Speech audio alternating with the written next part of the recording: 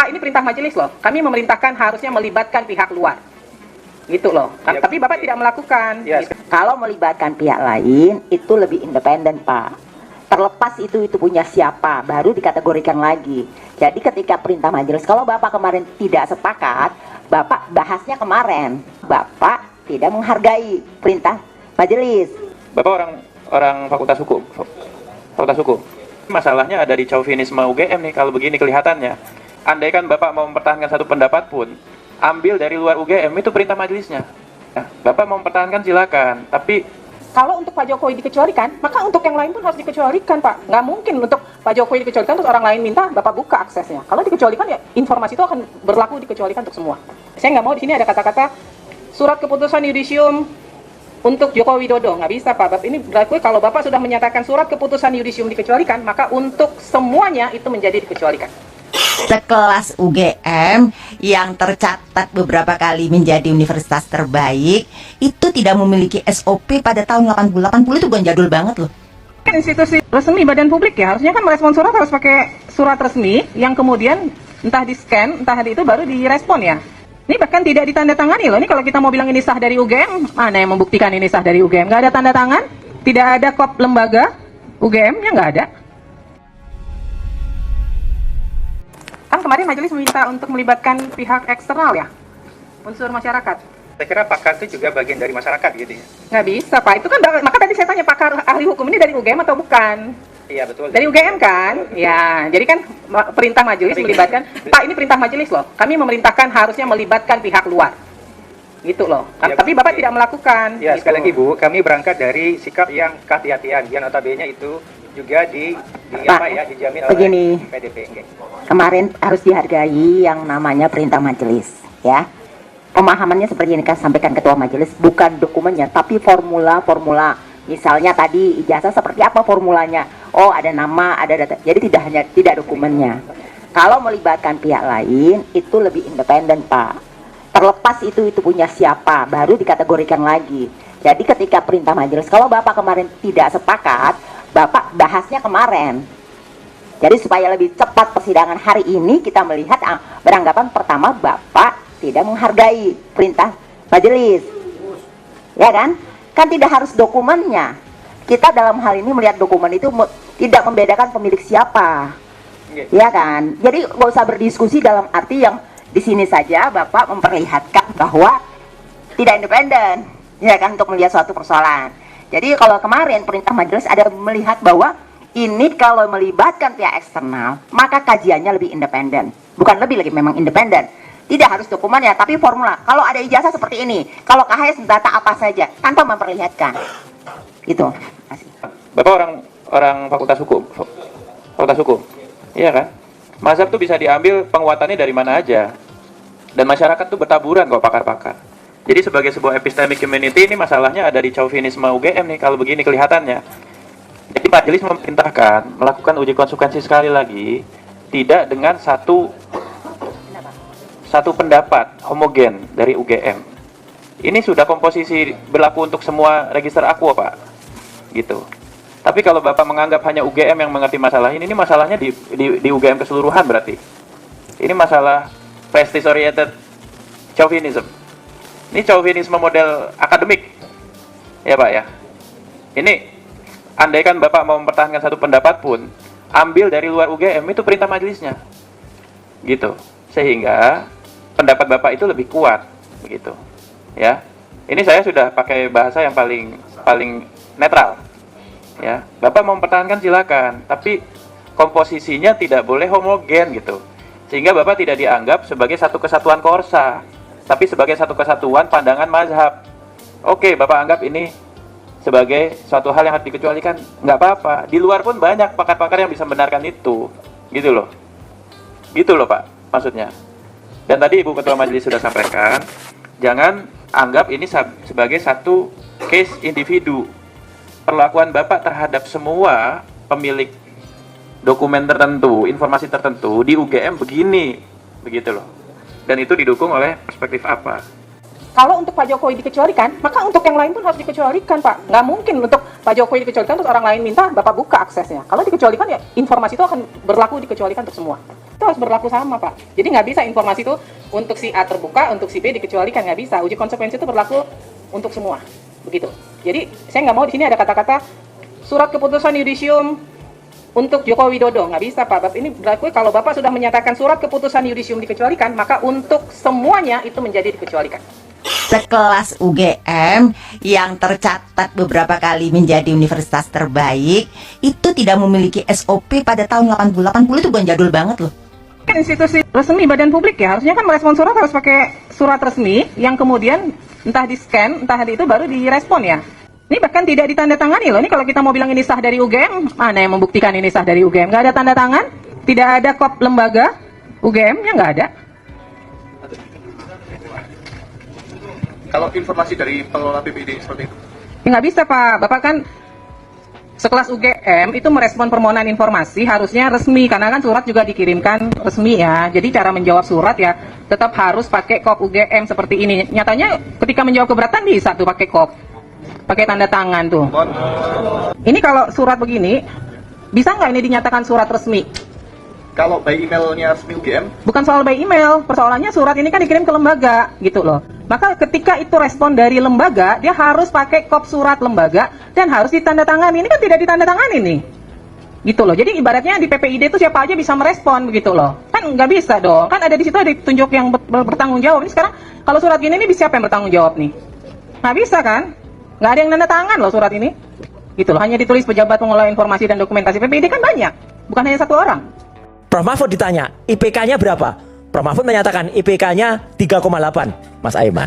Nah, Jokowi ditanya, IPK-nya berapa? IPK saya di bawah 2. Itulah yang bikin gaduh awalnya. Kalau ada pasal di undang-undang bikin gaduh, dia yang harusnya masuk penjara ya, bukan orang lain gitu loh. Aku boleh tanya nggak, Bung Ray? Waduh, kok bisa? Jadi ex-rektor UGM itu mengatakan bahwa Jokowi tidak pernah lulus sarjana dan tidak punya ijazah dari UGM. Bahkan IPK-nya itu dikatakan tidak sampai 2. Jadi kalau ada ijazah yang dilampirkan dan diperlihatkan itu, sebenarnya bukan ijazah S1, melainkan itu adalah program sarjana muda. Jadi beberapa waktu lalu nih, ada pernyataan yang membuat netizen menyoroti dari ex-rektor UGM, teman-teman. Jadi nama beliau adalah Prof. Dr. Sofyan Effendi. Beliau mengakui bahwa mantan Presiden Jokowi itu tidak pernah lulus sebagai sarjana penuh S1 dari UGM. Nah, ini tentu saja membuat publik kaget dong. Bayangkan ini yang ngomong adalah mantan rektor loh, nggak main-main. Jadi dalam wawancara bersama dengan pakar digital forensik, yaitu Rismon Hasiholan Sianipar, Prof. Sofyan itu mengatakan bahwa Jokowi hanya menyelesaikan program sarjana muda atau BSc dan tidak memenuhi syarat untuk ujian skripsi. Beliau menambahkan bahwa Pak Jokowi, menurut informasi dari para profesor dan mantan dosen, pada tahun 1980-an itu nggak lulus. Dan Prof. Sofyan itu melihat secara langsung dalam transkrip nilai yang ditampilkan oleh Polri, itu IPK dari Pak Jokowi tidak sampai 2. Bahkan menurut Prof. Sofyan, beliau menyinggung bahwa skripsi yang beredar di masyarakat yang diklaim adalah milik Pak Jokowi itu adalah skripsi yang tidak pernah diuji dan tidak memiliki tanda pembimbing. Dan kabarnya skripsi tersebut merupakan hasil contekan pidato ilmiah Prof. Sunardi. Dan yang lebih mengagetkannya lagi adalah Prof. Sofyan itu menyebutkan bahwa ijazah yang beredar itu diduga milik Hari Mulyono. Ini saudara ipar dari Pak Jokowi yang meninggal pada tahun 2018 lalu, yang diduga dimanipulasi, dan itu kejahatan yang sangat besar, tegas Prof. Sofyan. Mengerikan sekali ya, sekelas UGM berantakan gini ya. Ditanyakan tentang uji konsekuensi di sidang KIP ya. Ini jadi bertele-tele dan seakan-akan ngeblunder ya. Saat ditanya ketua majelis ya, uji konsekuensi ini melibatkan pakar luar dari UGM atau tidak. Ternyata saat ditanya ngeblunder ya, ditanya katanya melibatkan, akan tetapi ternyata orang-orang UGM juga, pakar-pakar UGM juga, padahal seharusnya melibatkan pakar atau ahli yang independen dari luar, jadi tidak berpihak, kan seperti itu ya. Dan tadi ketua majelis menjelaskan ya, harusnya yang dikecualikan itu tidak bisa hanya Joko Widodo saja, semuanya harusnya dikecualikan gitu ya. Tapi di sini kita bisa melihat ya, yang dikecualikan, yang di situ tertera itu atas nama Joko Widodo saja ya, seharusnya kan menyeluruh ya untuk semua lulusan UGM atau semua alumni UGM itu semuanya harusnya dikecualikan semuanya, tidak hanya berpihak pada satu orang atau hanya mencakup satu orang saja. Harusnya semuanya itu terlibat dan tidak bisa hanya satu yang dikecualikan, yaitu khusus, yaitu Pak Joko Widodo atau Pak Jokowi. Nah, ini kan sudah ada apa namanya bintik-bintik ya. Ini ada indikasi-indikasi, dugaan-dugaan ya, bahwa memang UGM ini seakan-akan di mata masyarakat, di mata publik pastinya, yaitu publik berasumsi bahwa UGM berpihak kepada Jokowi, tentunya seperti itu ya. Maka dari itu jika UGM itu melakukan sebuah uji konsekuensi yang mengenai tentang informasi keterbukaan informasi publik, itu seharusnya akan menyeluruh ya, dan harus ada uji konsekuensinya. Dan yang harus dilakukan yaitu uji konsekuensi tersebut harus melibatkan pakar lain kan gitu ya. Itu seperti itu permintaan dari Ketua Majelis, yaitu Komisi Informasi Pusat.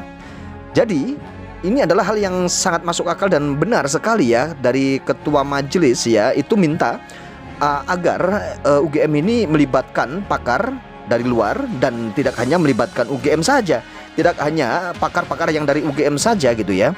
Ini sudah bagus banget mengarahkan seperti itu agar masyarakat dan publik ini tidak berpikir yang aneh-aneh dan tidak lain-lain ya berpikirnya ya, agar masyarakat ini berpikir oh ternyata memang benar ini sudah independen ya gitu ya, dan tidak berpihak kepada satu nama saja, tentunya seperti itu ya. Dan ini di kasus sidang kasus dugaan ijazah ini memang ini sangat menjadi perhatian masyarakat dan menjadi perhatian publik ya. Ternyata seperti majelis ya, Ketua Majelis juga ini benar-benar mencecar ya UGM, dari pihak UGM ini dicecar secara habis-habisan oleh Ketua Majelis. Dan jawabannya ini kita melihat semuanya ini sangat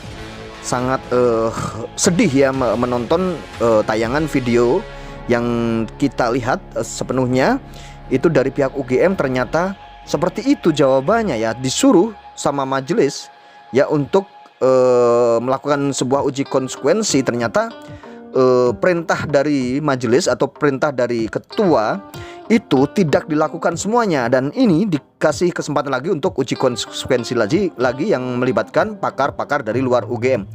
Ini sedih sekali kita kalau menonton video tadi ya. Ini ternyata seperti itu kejadiannya ya. Karena ini kalau kita lihat ya, kita mengamati bersama, mungkin kita sebagai masyarakat awam dan kita sebagai orang yang awam gitu ya, kita melihat dari sini saja kita ini sudah bisa menebak ya arah dan tujuan UGM ini kemana gitu ya.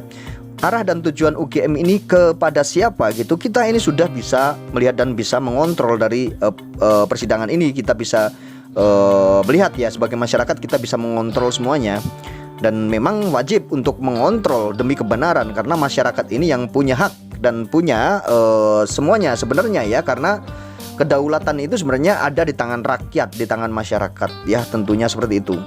Sangat menyedihkan sekali jika kita menonton persidangan di sidang Komisi Informasi Pusat ini tentang uji konsekuensi ya, atau informasi keterbukaan publik ini ya. Keterbukaan informasi publik ini benar-benar menjadi sangat diminati juga oleh masyarakat, karena ini juga untuk menjadikan permasalahan ini atau menjadikan fenomena tentang ijazah ini nantinya atau tentang keterbukaan ini menjadi terang benderang. Sebenarnya apa saja sih yang bisa ditutupi atau apa saja yang bisa disembunyikan atau apa saja yang tidak boleh diperlihatkan oleh publik, itu nanti bisa ada putusannya di sini kan gitu ya. Jadi memang keterbukaan sebuah informasi untuk pejabat publik ini sebenarnya memang sangat penting sekali ya, karena memang orang menjabat sebagai pejabat publik itu memang wajib terbuka, wajib diketahui oleh publik juga siapa latar belakang mereka dan apa sebenarnya latar belakang mereka dan bagaimana lulusannya, pendidikannya mereka itu apa. Itulah sebagai calon pejabat publik ya harus siap untuk mendapatkan koreksi dari publik, dari masyarakat. Itu memang harus siap ya. Jika memang tidak siap untuk mendaftarkan diri sebagai pejabat publik, akan tetapi tidak siap untuk dikoreksi, tidak siap untuk dipertanyakan asal usulnya, tidak siap untuk dipertanyakan latar belakang pendidikannya, dan tidak siap dipertanyakan apapun ya masa lalunya, ya itu ya tidak usah menjadi pejabat publik tentunya, tidak usah untuk mendaftar menjadi pejabat publik tentunya ya. Kenapa? Saat ini aneh sekali yang seorang presiden ya, misalnya ya seorang presiden, pejabat publik, orang nomor 1 di Indonesia ya, sudah menjabat publik dan mendapatkan semuanya dari publik, dari gaji, fasilitas apapun itu didapatkan dari publik, dari masyarakat. Akan tetapi untuk informasi seperti ijazah yang ingin dipertanyakan oleh masyarakat tidak bisa ditujukan, bahkan menutupi semuanya, bahkan pihak manapun juga ikut diduga menutupi ya teman-teman. Bagaimana komentar kalian di video ini? Silahkan kalian komentar ya di kolom komentar.